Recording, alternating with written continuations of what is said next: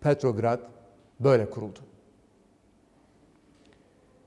Böylelikle ilk kez Rusya bir deniz donanmasına sahip olmaya başlamıştı. Ancak gene haritadan gözleyeceğiniz gibi Baltık kıyılarına çıkmakla İngiltere'nin önünü kesmeye çalışacaktı. Ama unutmayınız, asıl hedef İngiltere Doğu Asya'da büyümekte ve gelişmekteydi. Hindistan çok büyük bir İngiliz sömürgesiydi ve İngiltere uzak doğuya doğru büyüyordu. Sömürgeleşme Avustralya'ya doğru kayıyordu.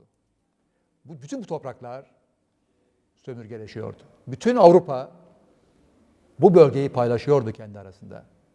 İspanya ve Portekiz ise Güney Amerika'yı, bir başka kıtayı paylaşıyor idiler. Avrupalılar ise Asya'yı paylaşıyor idiler. İşte biz Osmanlı Devleti olarak, Osmanlı İmparatorluğu olarak Rusya'nın güneye inmesini engelledikçe Rusya doğuya doğru büyüdü. Dolayısıyla bütün Kuzey Asya'yı bu şekilde ele geçirdi. Vladivostok'a kadar, Japon denizine kadar Sibirya'nın tamamına Rusya zaman içerisinde sahip olacaktır. Güneye inemediği için o güneye inemedikçe, onun inmesine Osmanlı Devleti engel oldukça o da doğuya doğru büyüyecektir. Sanki aralarında gizli bir anlaşma yapılmıştır. O zaman İngiltere, Fransa gibi ülkeler Güney Asya'yı paylaşırken Rusya, Kuzey Asya'yı tek başına ta Japon denizine kadar işgal edecektir. Bunda en büyük etken Osmanlı İmparatorluğu'nun Rusların sıcak sulara inmesini engellemesi vardır. Asıl sömürge Hindistan'dır. Hint yolu üzerindeki İpek yolu ve baharat yolları Anadolu üzerinden Avrupa'dan geçmektedir. Bunlar çok değerli yollardır, ticaret yollarıdır. Bu yolların kontrolü de Osmanlı İmparatorluğu'nun elindedir. Çar şunu görmeye çalışmaktadır. Baltık Denizi'ne donanmasını çıkarttı. Ama bu o kadar uzak bir yer ki. Buradan bir diğer haritaya geçecek olur isek,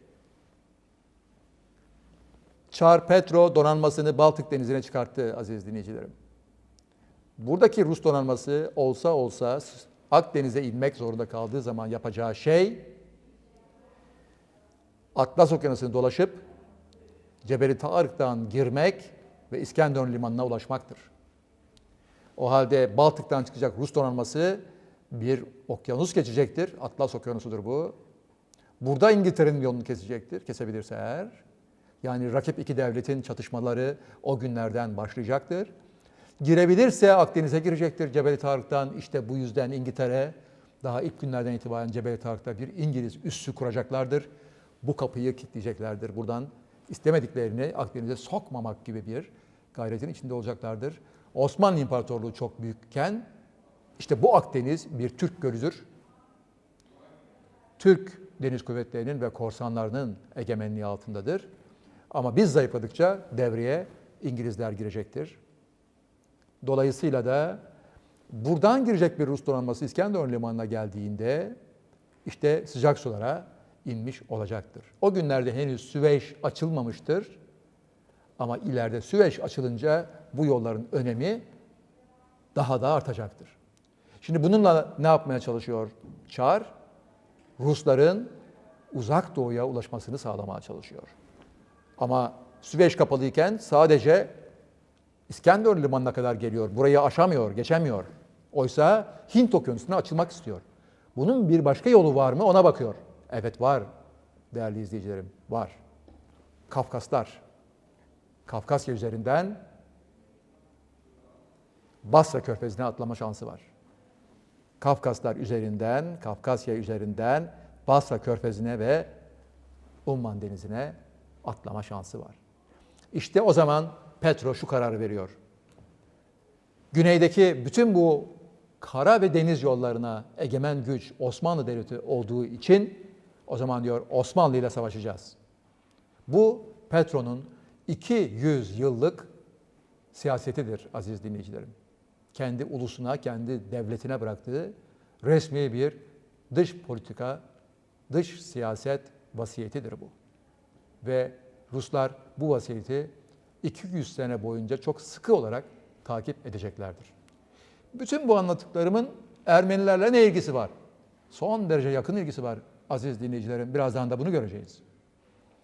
Dolayısıyla Ruslar mutlaka Akdeniz'e inerek İngilizlere rekabet etmek ve Hindistan'a giden yolları mümkünse kapatmak, ona engel olmak, Hindistan'a giden su yollarını kontrol altına almak istedikleri takdirde Akdeniz'e inmeleri için ellerinde 2 tane fırsat var. 1, Balkanları kullanabilirler. 2, Kafkasları kullanabilirler. Balkanlara bakıyor. Balkanlardaki halkların büyük bir kısmı Slav ırkı. O zaman diyor, kendisi aynı ırkta olduğu için bir kere Slav olan unsurları Osmanlı Devleti'nin aleyhinde kışkırtmalıyım. O zaman Balkanların kendi özgürlüklerini kazanmalarında en büyük etken Rusya oluyor. Çünkü 200 sene boyunca Balkanlardaki halkları kendi yanlarına çekmek için ellerinden geleni yapıyorlar. Aziz dinleyicilerim, örneğin Yunanlılar elbette bir Slav ırk değil. Onlar dinsel olarak baktığınız zaman birer Ortodokslar. Ama unutmayalım ki Rusya da mezhep olarak Ortodoks mezhebinin güya yeryüzündeki banisi rolünü oynamaya çalışıyor. Rus Çarları o çift başlı kartalı yani eski Bizans'ı ihya etme görevini kendilerinin üstlendikleri iddiasını hep ortaya atacaklardır. Ve Bizans'ı yeniden yaratmak, yaşatmak için ellerinden gelen tüm desteği vereceklerdir. Yunan isyanını da başlatan Ruslardır. Yunanistan 1821 yılında Mora'da ilk ayaklanmayı yaptığında bu ayaklanmanın öncüsü Ypsilanti Bey, Rus Çarı Nikola'nın yaveridir aziz dinleyicilerim. Çar olayı duyunca cesur çocuk diyecektir ve tümü ile elinden gelen hem parasal hem silah açısından her türlü desteği Yunan isyanını desteklemek adına sonuna kadar kullanacaktır.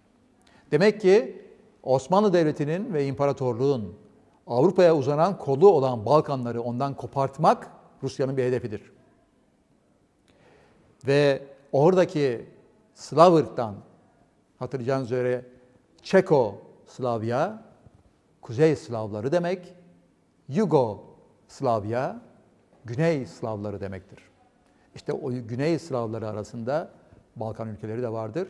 Örneğin Sırplar da bir Slav ırktır, Bulgarlar da Slav ırkıdır.